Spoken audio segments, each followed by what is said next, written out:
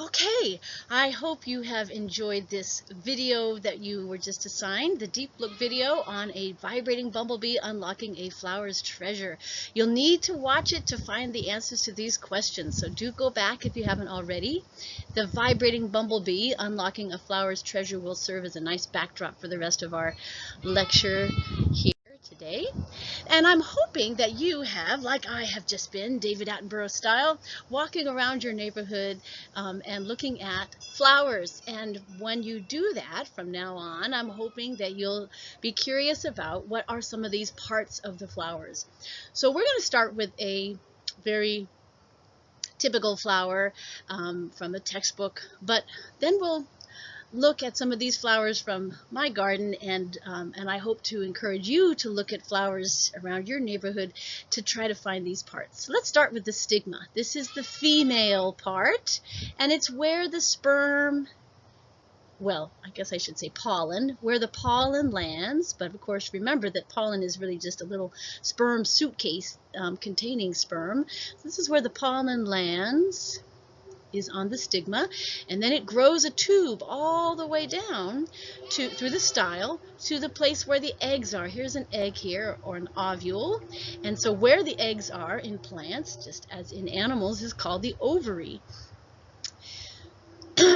And the male parts of the flowers are, for the most part, bisexual, meaning that they have both male and female parts in botany speaking terms. And so the male parts are called the stamens, and their components are anthers and filaments, and these are the little sacs where you'll see all the pollen. So these are the pollen sacs,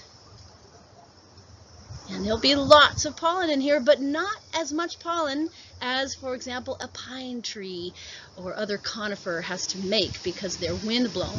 Or on a day like today, where there's lots of pollen blowing, you might recognize that some flowering plants are still wind pollinated. Oak trees, for example, can make me miserable in the months of February around here. So these are the pollen sacs, and they'll ripen and let their pollen out, maybe through the buzzing of a bumblebee or through the visiting of a bird or another insect that's a pollinator, and hopefully will pollinate a flower in an individual that's not their own individual flower. They'll hopefully be brought to a different flower for sexual reproduction to occur. So let's look at a couple of other examples of flowers that you might see. Now on this one, you know, when you see lots of pollen tubes, lots of stamens like this, these are the pollen tubes, and the stigma is probably in the center, and there's probably only one of them. A flower like this, which is called a bird of paradise, has its pollen arranged not in several different stamens, but along this thread here, so that when a bird lands, and my fingers just sort of mimicked a bird landing, they open up a white stripe, and if I put my finger on there, it'll come off with lots of pollen. I don't know if you can see this, but my finger now has pollen on it. If I was a bird, I would be able to spread that pollen now to another flower. There we go. You can see the pollen hanging off there. On an iris, the pollen is a little more, it's more fuzzy on this iris. Let's see if I can hold this to the camera. I don't know, I'm not very good at this part. So there's a fuzzy sort of piece, and then the stigma is this single white sort of stalk here. I don't know if that's showing up. But this is part of the challenge, is trying to find flowers. Here's a common one that you might find in your neighborhood around this time of year. Kind of grows like a little bit of a weed in my front yard, but you can see that there is a single stigma in the center that actually is divided into 4 parts. And then down at the base are some stamens holding pollen. Okay. Oh, well, that was fun. Let's keep moving slideshow here. Now, not all reproduction is sexual, right? Why?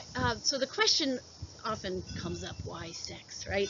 Well, for animals, many times sex is fun, but not always. Sometimes sex doesn't involve copulation at all. But there are an awful lot of plants that can do asexual reproduction. So over here we've got some strawberries that will reproduce through runners. Strawberries reproduce asexually through runners.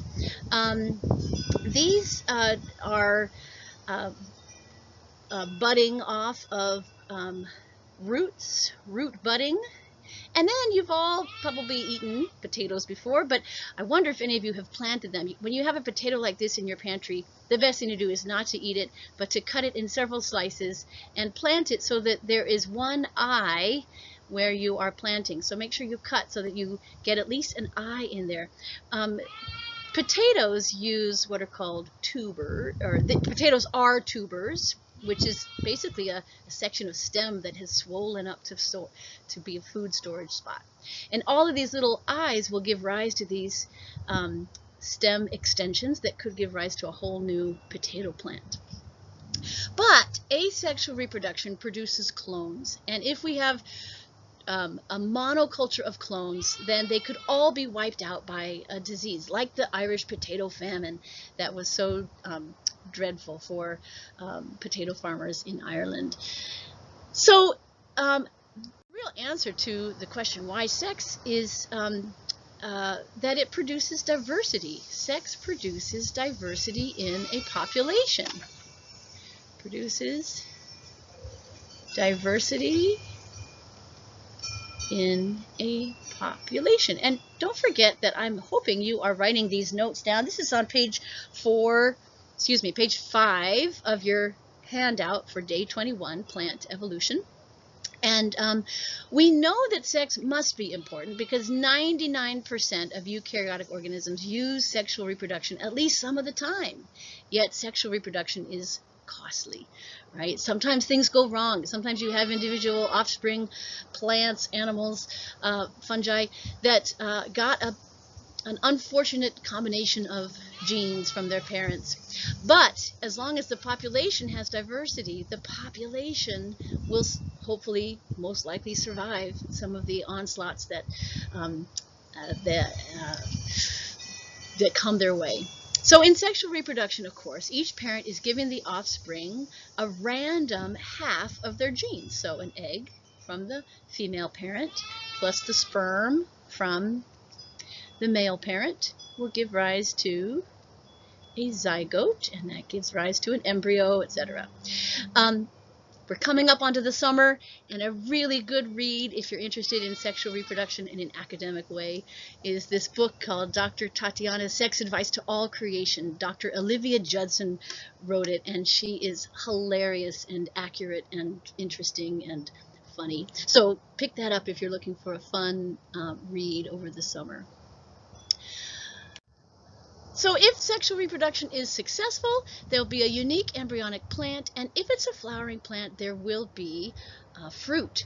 And so a fruit is basically just a ripened ovary. A fruit is a ripened ovary, and when you think of fruits, you probably think of things like peaches, but fruits also include beans and corn and also some things that aren't so edible.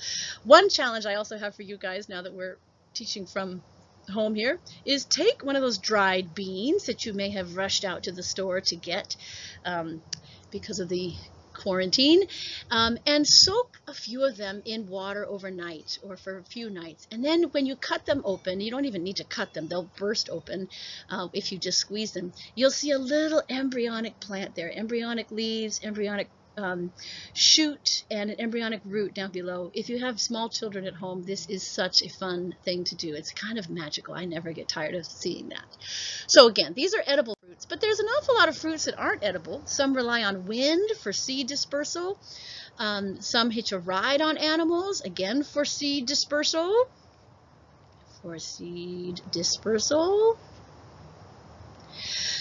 Fleshy edible fruits attract animals for seed dispersal. Some float for seed dispersal. Are you seeing my theme here. Some are released mechanically for seed dispersal. The function of fruits is seed dispersal. Not necessarily nutrition for the embryo. A lot of people kind of get confused by that. And surely some fruits do nourish the embryo, but the vast majority of them really are set up, they're adapted to disperse the seed, because remember, plants can't just get up and walk away from their parents, right? So that is their function. Let's look at some examples. Here's one of those fun helicopter fruits that we talked about in class before. The one we saw before was a pine seed. Pines don't make fruits because they're not angiosperms, but this is a maple fruit, a samara, and it will make that fabulous helicopter. On your neighborhood walks, look for these and have fun with them. This is a burr. You've probably experienced these on your walks, or soon will. Poor dog. They catch onto your socks and get carried for maybe a mile or two before you finally get tired of them and push them off. Here's an edible fruit for a bird, and it will eat the fruit, maybe even digest the seed, maybe even encourage the seed to what's called scarify the seed, to encourage it to germinate once it passes through its acidic digestive tract. And here's a coconut floating and about to land on a tropical island to disperse its seed inside. So we're gonna end this slideshow here. Next, oh no, one more fruit. This is one of my favorites, and it's very abundant in your neighborhoods, I'm sure. In lawns that aren't really well taken care of, there are often these filiary plants. They're often about this long. They look like a little spear. Well, if you catch them when they're just about ripe, and you kind of run your fingers up across that tall centerpiece, they will, before your eyes, start to spiral up. So this is one, I don't know if you can see it, but it's a spiral crane's bill, and they'll do it within minutes. So if you then put that same crane's bill in a little jar overnight, it'll flatten out in water. Then you dunk it in, come back an hour later, and it will straighten out.